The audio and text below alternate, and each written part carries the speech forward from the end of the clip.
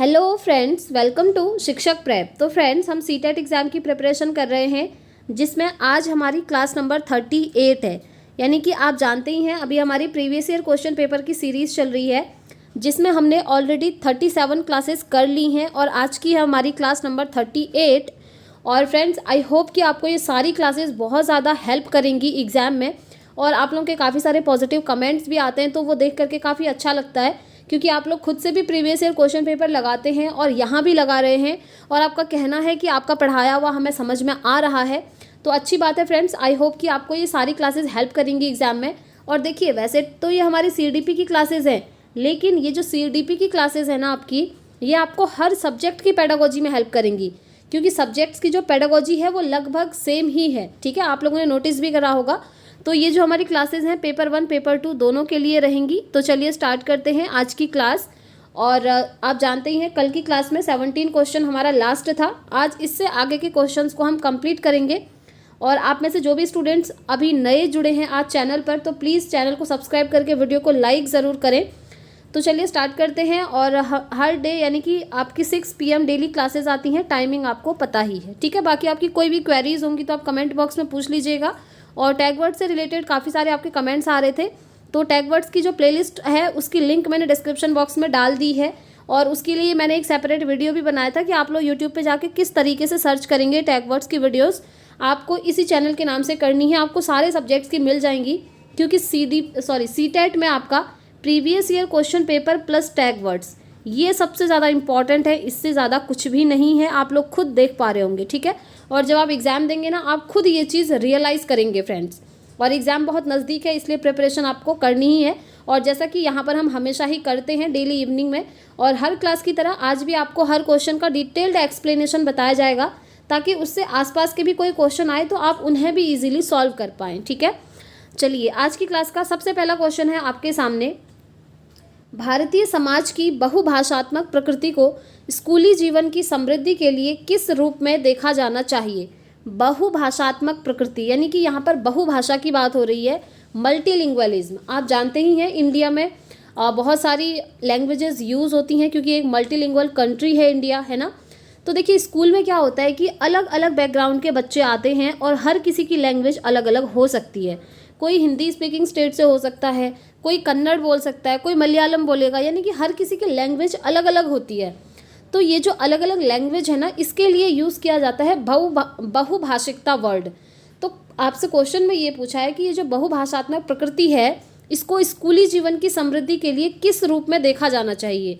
यानी कि इसको आप इम्पॉर्टेंट मानेंगे, या फिर बच्चों से कहेंगे कि आप अपने घर की भाषा को स्कूल में नहीं बोल सकते हैं, सिर्फ स्कूल की ही भाषा बोलिए। आपको क्या करना है एज अ टीचर, ये आपसे पूछा हुआ है। और आप में से जिन भी स्टूडेंट्स ने मेरी थ्योरी की क्लासेस देखी होंगी, वो इसके आंसर तक पहुंच चुके होंगे। कैसे? क्योंकि मैंने आपको हमेशा बताया है, ये जो बहुभाषा है ना, ये आपकी एक एसेट की तरह काम करती है। एसेट यानी कि एक संसाधन। शिक्षण की जो प्रक्रिया है उसमें बहुभाषा को एक संसाधन मानना है, वो भी बहुत ही ज़्यादा इम्पॉर्टेंट संसाधन। बच्चों को अपनी लैंग्वेज में स्कूल में बातचीत करने देनी है, चाहे वो किसी भी लैंग्वेज में बात करना चाहते हो, क्योंकि हर किसी की भाषा अलग अलग हो सकती है। तो इसे इस तरीके से ना देखा जाए कि ये हमारी शिक्षण प्रक्रिया में बाधा उत्पन्न कर रही है, बल्कि इस तरीके से देखा जाए कि ये इम्पॉर्टेंट है और एक महत्वपूर्ण संसाधन है। कैसे है?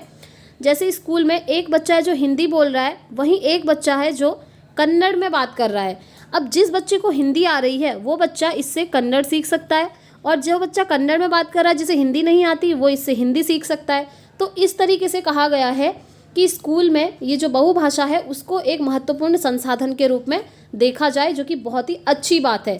अब ये चीज़ें कहाँ कहाँ कही हैं, मैं आपको ये भी बता देती हूँ, क्योंकि इससे कनेक्ट करके ना सीटेट में बहुत सारे क्वेश्चन बने हुए हैं। आपसे पूछा जाएगा NCF 2005 बहुभाषा को लेकर क्या कहता है? तो याद रखेंगे, NCF 2005 यही कहता है बहुभाषिकता को लेकर, जो मैंने आपको बताया। ये जितने भी मैं यहाँ पर लिख रही हूँ, ये सभी यही कहते हैं और बहुभाषा को ये प्रमोट करते हैं। ठीक है, NEP 2020 का भी यही कहना है, और RTE 2009 का भी यही कहना है कि बहुभाषा हमारी क्या है, एक महत्वपूर्ण संसाधन है, एक एसेट के रूप में यूज़ होनी चाहिए।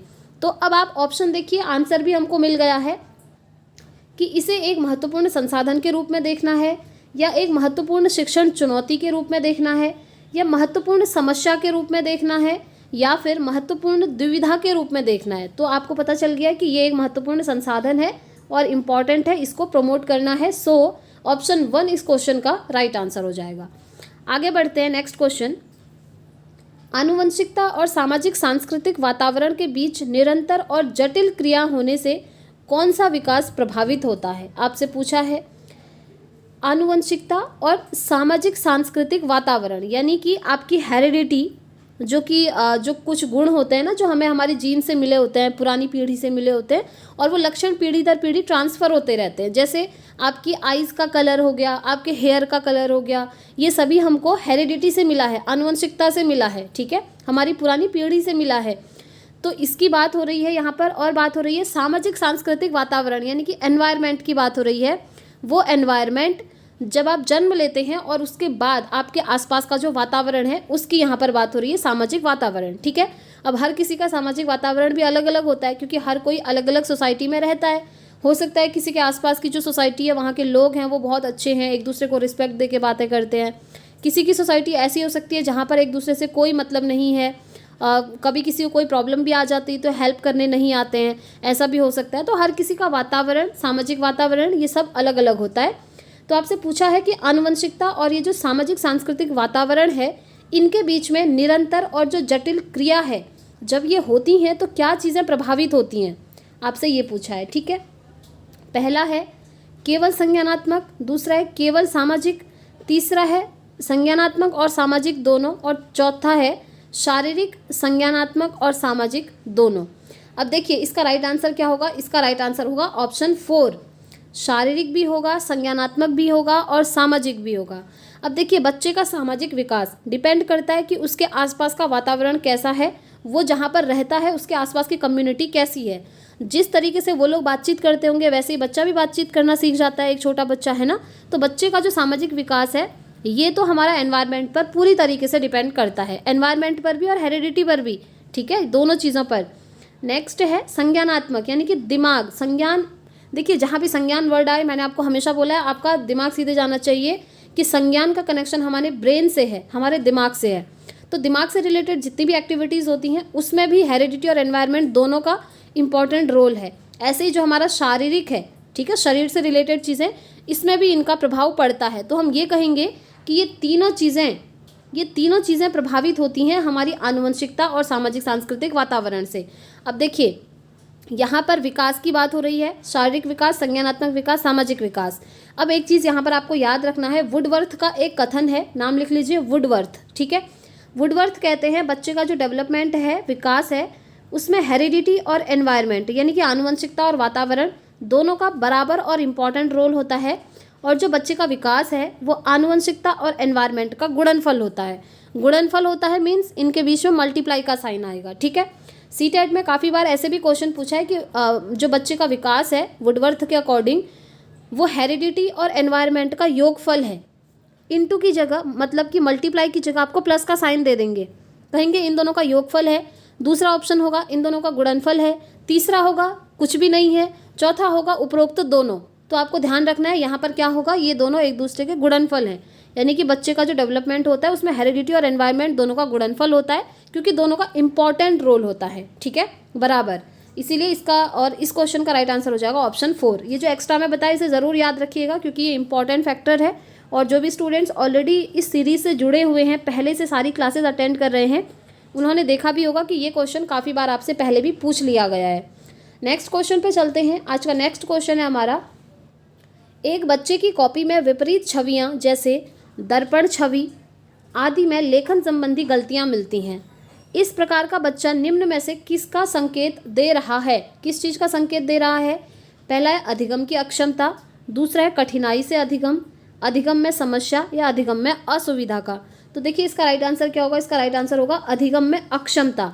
आपको मैंने पढ़ाई है ना अधिगम अक्षमताएं, यानी कि लर्निंग डिसेबिलिटीज़, उसमें यही होता है जब बच्चा पढ़ाई करता है, अगर पढ़ाई से रिलेटेड कोई भी उससे प्रॉब्लम आ रही है, चाहे लिखने में आ रही हो, चाहे पढ़ने में आ रही हो, चाहे बॉडी मूवमेंट करने में आ रही हो, तो इन सभी को हम बोलते हैं अधिगम अक्षमता।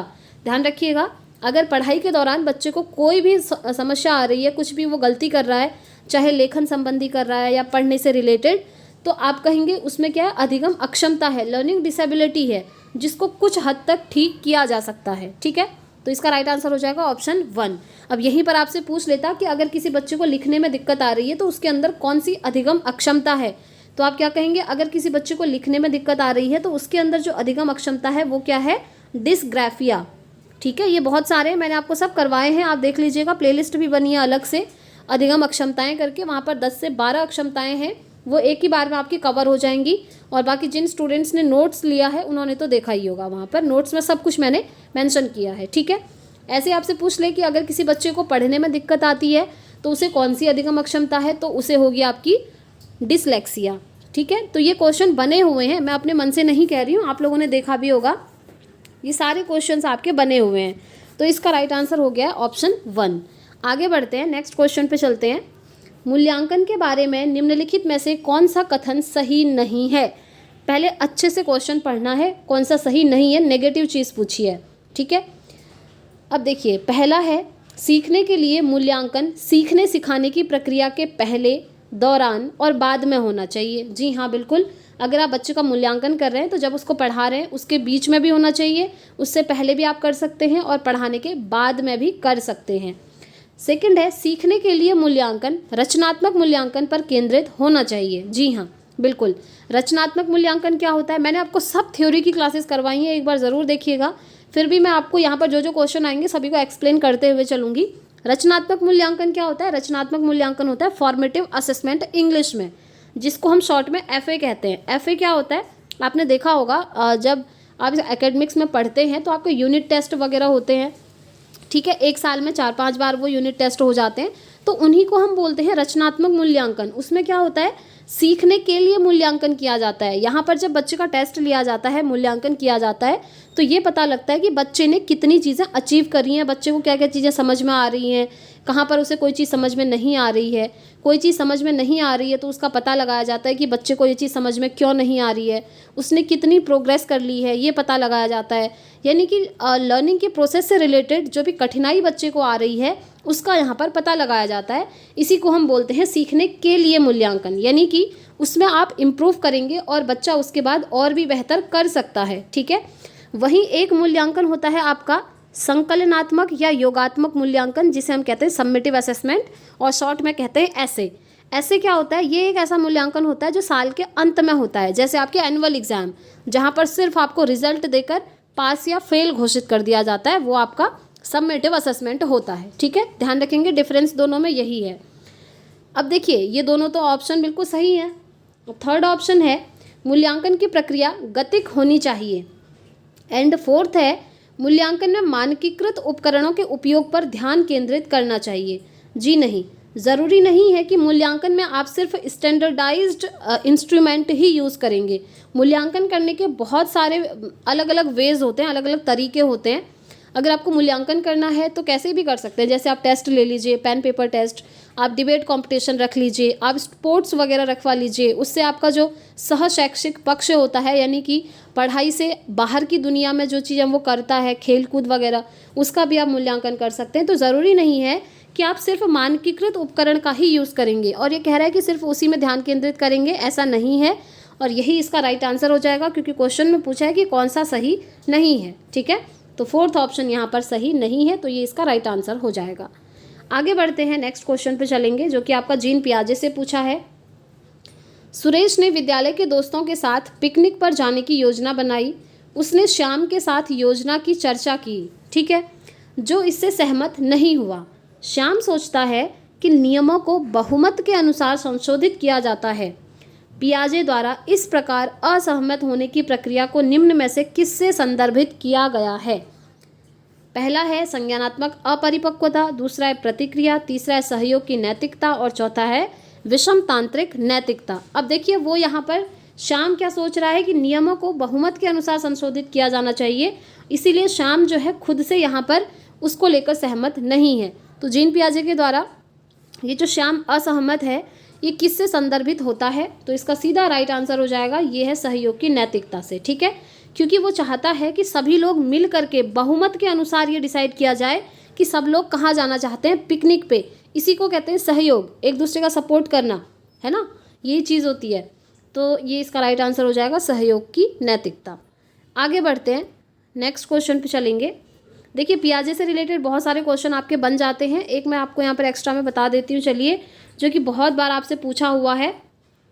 पियाजे ने विकास के 4 स्तर बताए हैं, आप तो जानते ही हैं, डेवलपमेंट की 4 स्टेजेस, उन्हें याद कर लीजिएगा इस न्यूमोनिक के साथ, SPCF, ठीक है। ये 4 स्टेजेस हैं। आप कहेंगे ये क्या है, तो देखिए S मतलब सेंसरी मोटर संवेदीगामक अवस्था, P फॉर प्री ऑपरेशनल यानी कि पूर्व संक्रियात्मक अवस्था, C फॉर कॉन्क्रीट ऑपरेशनल यानी कि मूर्त संक्रियात्मक, और F फॉर फॉर्मल ऑपरेशनल यानी कि अमूर्त संक्रियात्मक की अवस्था। ये जो अवस्था होती है, यहाँ पर बच्चा 0 से 2 वर्ष का होता है, यहाँ पर बच्चा 2 से 6 वर्ष आप मान सकते हैं, यहाँ पर 7 से 12 और यहाँ पर 12+, ठीक है। ध्यान रखेंगे ये क्वेश्चन सिंपली आपसे कल के प्रैक्टिस सेट में पूछा हुआ था कि पियाजे ने निम्नलिखित में से विकास के कितने स्टेप बताए हैं, 2, 4, 6, 8 ऐसे पूछ देगा तो आप कहेंगे 4, ठीक है। और इन चारों के नाम भी याद करना ज़रूरी है, जो कि मैंने आपको शॉर्ट ट्रिक के माध्यम से बता दिए। आगे बढ़ते हैं, नेक्स्ट क्वेश्चन। दोहराव और बार बार किए जाने वाला व्यवहार निम्नलिखित में से किसकी विशेषता है? कोई व्यक्ति एक ही चीज़ को बार बार कर रहा है तो ये किस चीज़ की विशेषता है? पहला है स्वलीनता, दूसरा है गुणज वैकल्य, तीसरा है पठन वैकल्य, चौथा है दृष्टिबाधित। अब देखिए दोहराव और बार बार किया जाने वाला व्यवहार, पठन वैकल्य, दृष्टिबाधित, ये तो होगा ही नहीं, क्योंकि देखिए दृष्टिबाधित बच्चा ऐसा नहीं करेगा, क्योंकि दृष्टिबाधित से रिलेटेड ऐसा नहीं है, क्योंकि दृष्टिबाधित मतलब होता है बच्चा देख ही नहीं पा रहा है, तो वो एक ही चीज़ को बार बार करेगा, ये ज़रूरी नहीं है। और यहाँ पर है पठन वैकल्य, मतलब जब बच्चे को पढ़ने में प्रॉब्लम आती है उसे हम कहते हैं पठन वैकल्य। और यहाँ पर लिखा है गुणज वैकल्य। गुणज वैकल्य मतलब क्या होता है? जब बच्चे को मैथ्स में कैलकुलेशन करने में प्रॉब्लम आती है तो उसे हम कहते हैं गुणज वैकल्य। और इसका यही राइट आंसर होगा, क्योंकि देखिए मैथ्स में कैलकुलेशन में जब बच्चे को प्रॉब्लम आती है तो वो बार बार सॉल्यूशन निकालने की कोशिश करता है, ठीक है। थोड़ा आपको कॉमन सेंस भी यूज़ करना होगा यहाँ पर। जब बच्चा मैथ्स में अगर उसे कोई चीज़ समझ में नहीं आ रही है तो उसके लिए क्या करता है, बार बार प्रैक्टिस करता है, सॉल्यूशन निकालने का ट्राई करता है। कभी कभी क्या होता है, एक ही क्वेश्चन में हमारे 4-5 पेज चले जाते हैं सॉल्व करते करते, फिर भी आंसर नहीं निकल पाता है।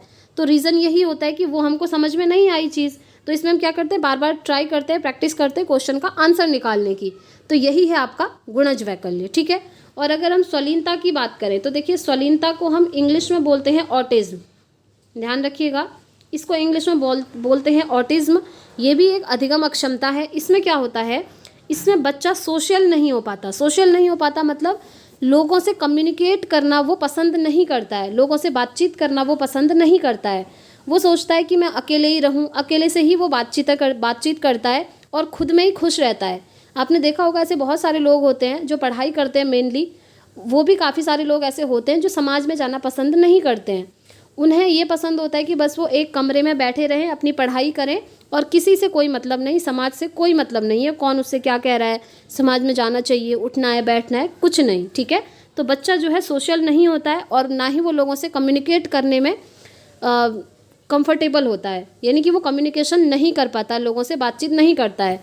तो उस बच्चे के अंदर क्या होता है, स्वलीनता होती है, यानी कि ऑटिज्म होता है इंग्लिश में, ठीक है। तो ये हो गया। आगे बढ़ते हैं, इसका राइट आंसर क्या हो गया, ऑप्शन 2, ठीक है, गुणज वैकल्य।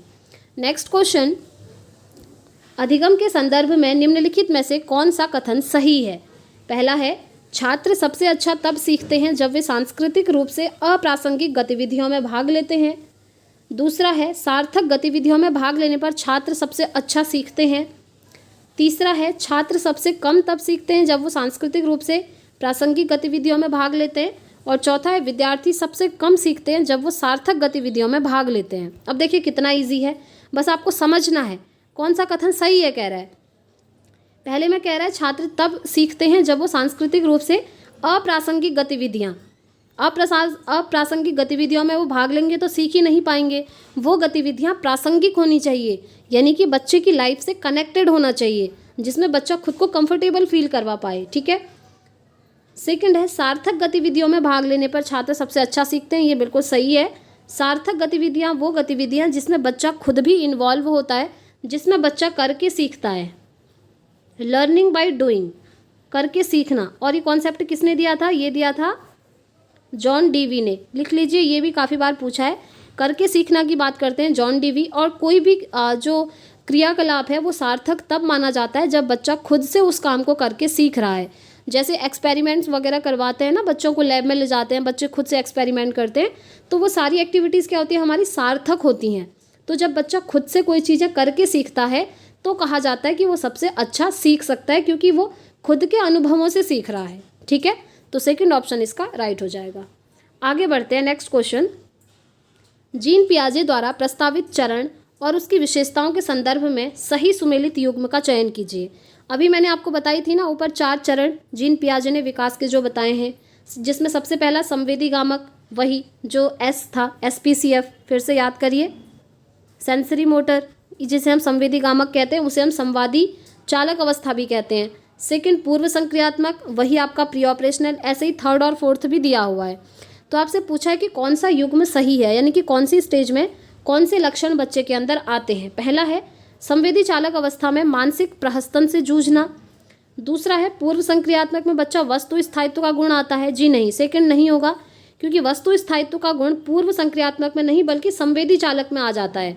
और ये जो मानसिक प्रहस्तन है, इससे भी बच्चा संवेदी चालक में नहीं जूझता है। तो ये दोनों ही ऑप्शन हमारे बाहर हैं। थर्ड ऑप्शन देखेंगे, मूर्त संक्रियात्मक अवस्था में बच्चा संचालन क्रियाएं कर पाते हैं लेकिन अमूर्त नहीं कर पाते हैं। ठीक है, नेक्स्ट है अमूर्त संक्रियात्मक में प्रतिवर्ती क्रियाओं को मानसिक रूप से करने में अक्षम। जी नहीं, ये भी बाहर। तो इसका राइट आंसर है ऑप्शन थर्ड। ये जो मूर्त संक्रियात्मक है, यानी कि जो मैंने आपको SPCF बताए, इसमें जो C है कॉन्क्रीट ऑपरेशनल है, मूर्त संक्रियात्मक है, इसी में क्या होता है कि संचालन क्रियाएं बच्चे कर पाते हैं लेकिन अमूर्त चीज़ें नहीं कर पाते हैं। अब ये अमूर्त चीज़ें क्या हैं?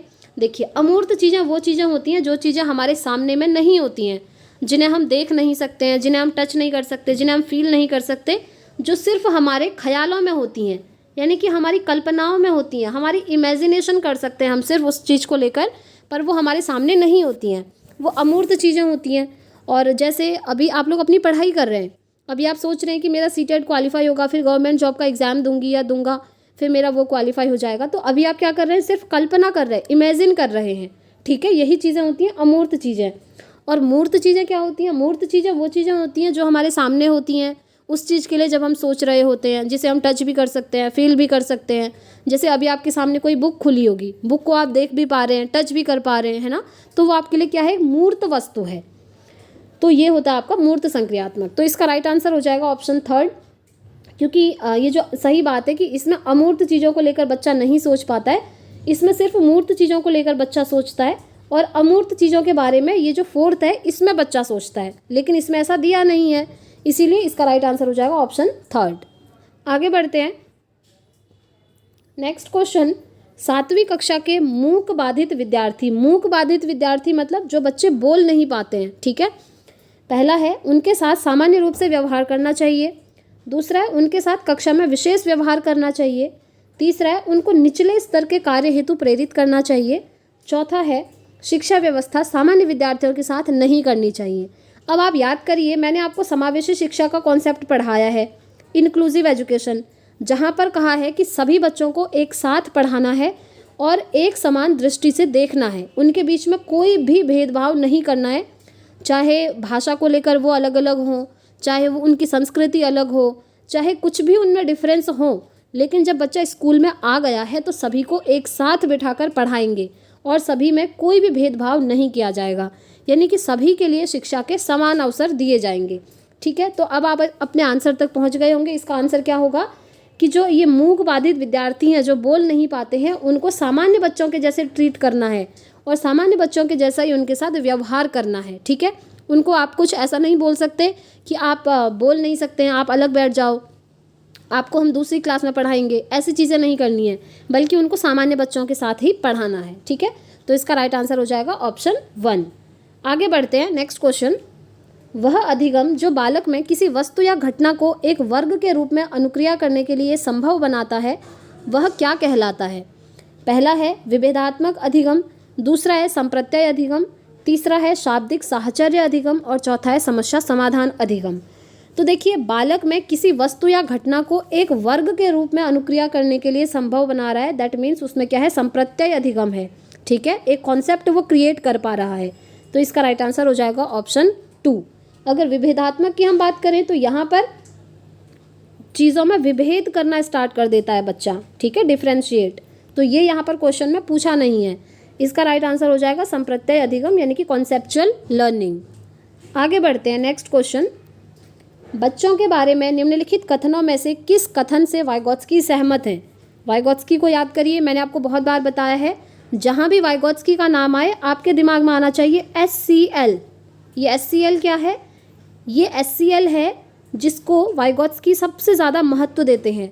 S फॉर सोसाइटी यानी कि समाज, C फॉर कल्चर यानी कि संस्कृति, और L फॉर लैंग्वेज यानी कि भाषा।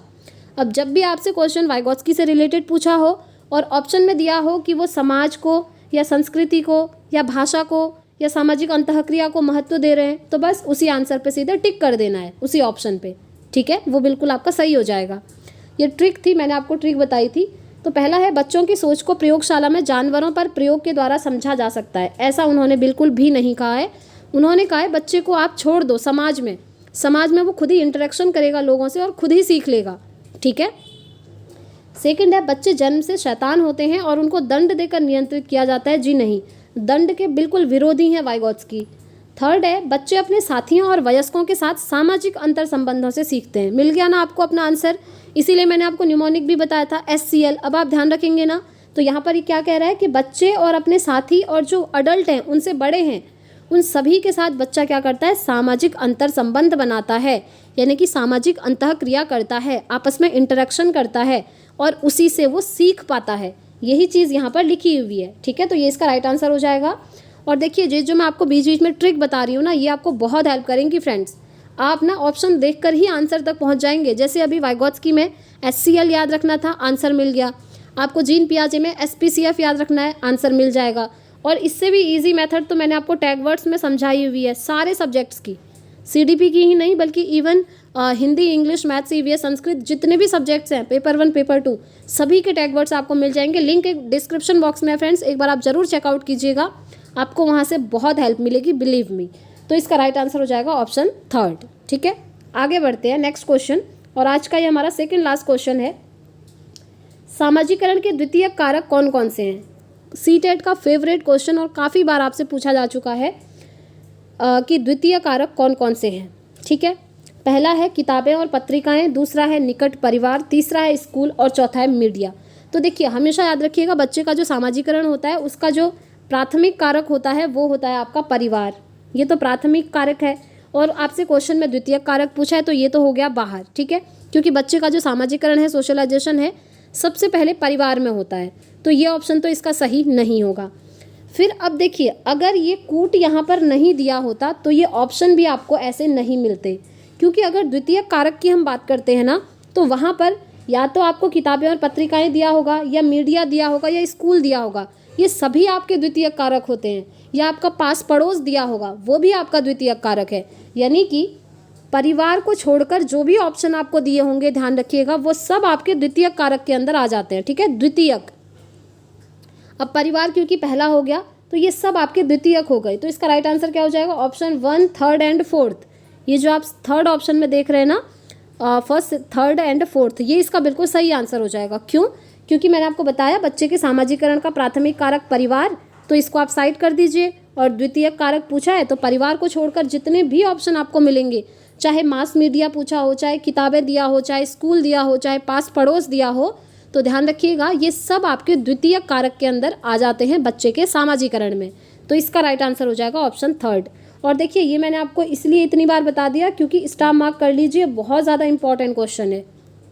आगे बढ़ते हैं, और आज का लास्ट क्वेश्चन, सृजनात्मक शिक्षार्थियों की शिक्षण व्यवस्था हेतु शिक्षक को चाहिए कि वह क्या करे? पहला है रचनात्मक आलोचना की क्षमता विकसित करे, दूसरा है वस्तुओं और विचारों का जोड़ तोड़ करे, तीसरा है विवादात्मक प्रश्न ना पूछे, और चौथा है शिक्षार्थियों में आत्म अभिव्यक्ति की आदत ना डालें। क्यों नहीं डालें? वो तो हम डालेंगे। और प्रश्न ना पूछें बोल रहा है, प्रश्न जब वो पूछेंगे तभी तो वो सेटिस्फाई होंगे, है ना। अब देखिए, यहाँ पर बात हो रही है सृजनात्मक विद्यार्थियों की, तो इन दोनों में से एक आंसर सही हो जाएगा। आपका ऑप्शन 1 सही होगा, क्योंकि सृजनात्मक शिक्षार्थी मतलब होता है ऐसे बच्चे जो कुछ नया क्रिएट करने का हर टाइम सोचते हैं, नए ज्ञान का सृजन वो खुद से कर लेते हैं। जैसे आप उन्हें कुछ टॉय दोगे ना छोटे बच्चों को, तो उस टॉय को तोड़ करके, मोड़ करके कुछ ना कुछ अलग बना देंगे वो, ऐसे बच्चे होते हैं सृजनात्मक बच्चे। तो रचनात्मक आलोचना की क्षमता विकसित करें, यही होता है इसका राइट आंसर, क्योंकि शिक्षक को यही चाहिए कि जो रचनात्मक आलोचना है उसकी क्षमता बच्चे के अंदर विकसित हो जाए। तो ऑप्शन 1 इसका राइट आंसर हो जाएगा। तो आई होप आज की क्लास आपको पसंद आई होगी फ्रेंड्स, और आज की क्लास के सारे क्वेश्चंस यहाँ पर कंप्लीट होते हैं। वीडियो पसंद आती है तो प्लीज़ आप लोग वीडियो को लाइक कीजिएगा। देखिए वीडियो देखते बहुत सारे लोग हैं और मुझे पता है कि आप लोगों को काफ़ी पसंद भी आती हैं क्लासेस और कमेंट्स भी आते हैं। और प्लीज़ आप ज़्यादा से ज़्यादा वीडियो को लाइक करें और ज़्यादा से ज़्यादा वीडियो को शेयर करें, ताकि और लोगों तक भी ये क्लासेस ईजिली पहुँच जाएँ और इसी तरीके से ईजी वे में वो भी बहुत अच्छी तरीके से प्रीवियस ईयर क्वेश्चन पेपर को अटेम्प्ट कर पाएँ। ठीक है, तो आज की क्लास में इतना ही रखते हैं फ्रेंड्स। और जिन भी स्टूडेंट्स को CDP के हैंड रिटन नोट्स परचेज करने होंगे तो कमेंट करके बता दीजिएगा, आपको बहुत ही कम प्राइस पर CDP के हैंड रिटन नोट्स परचेज हो जाएंगे। काफ़ी सारे स्टूडेंट्स ऑलरेडी ले चुके हैं और उनको काफ़ी पसंद भी आए हैं वो। तो आज की क्लास में इतना ही रखते हैं फ्रेंड्स। अब हम कल मिलेंगे next previous year question paper के सेट के साथ, और हिंदी की क्लासेस भी चल रही हैं, आप उन्हें भी ज्वाइन कर सकते हैं। तो मिलते हैं फ्रेंड्स कल नेक्स्ट वीडियो में। Thanks for watching.